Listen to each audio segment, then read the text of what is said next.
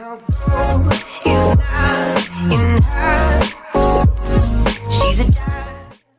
up, YouTube?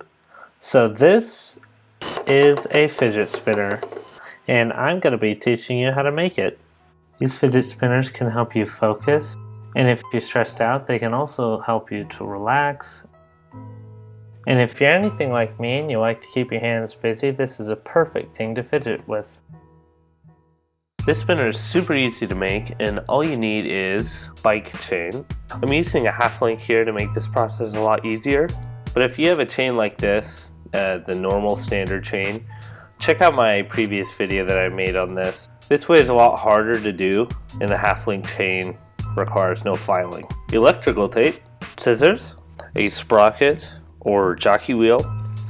Just know that the ceramic bearings spin a lot longer than the steel bearings. A chain breaker, or if you don't want to get this, you can do it caveman style with a hammer and a center punch. In my previous video, this is the way I did it, so check out my previous video if that's the way you want to do it.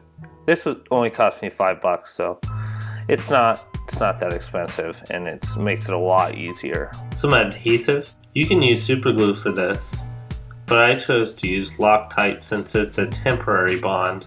This makes it so I can remove the bearing later in case I want to clean it. A file meant for metal, and some pliers. Links to these materials are going to be in the description, so check that out. To break the chain, we want to take our chain, put it on the sprocket,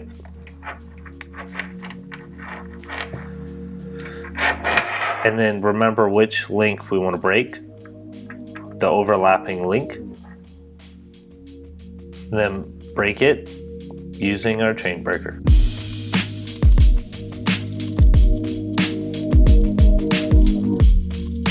Make sure to save the post, we need that later. Now get your electrical tape and bring out about maybe 10 inches. Then get another strip and put it on top of that one. Now put one end on the table.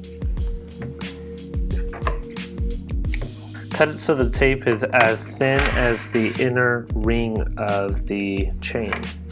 Mine is about 1/8 of an inch wide. Lay your chain out and then just put the strip of tape right in the middle of it.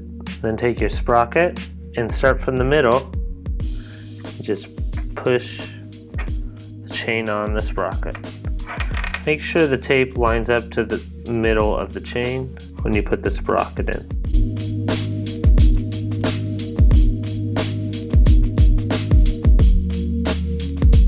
Now using the chain breaker, put the metal post back into the chain. You're going to have to pinch the chain towards each other while you put the post back in because of the tension. Note that if the chain is still really loose, you might have to go back and add a little more tape. Now we need to modify the buttons so they don't rub on the side of the sprocket. I do this by taking my file and filing at about 45 degrees all the way around the back side of the button. Note that try to keep your bearings away from the filing process because these little pieces of metal could ruin your bearing.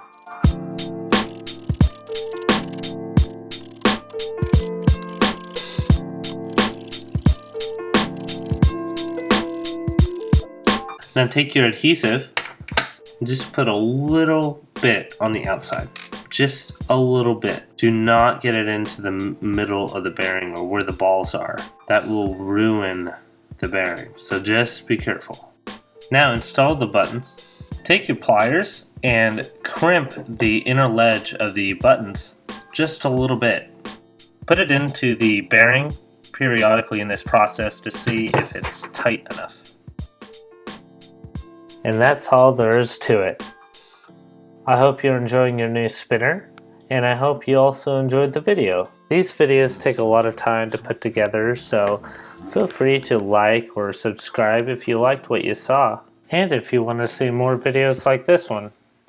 Also, I'm going to be giving one of these spinners away to one of my subscribers, so if you want to have a chance to win one of these spinners, go ahead and subscribe. I will be randomly picking the winner of this fidget spinner 2 weeks after I posted this video. I just wanted to say that I really appreciate all the support you guys have been giving me on my videos, and thank you for watching.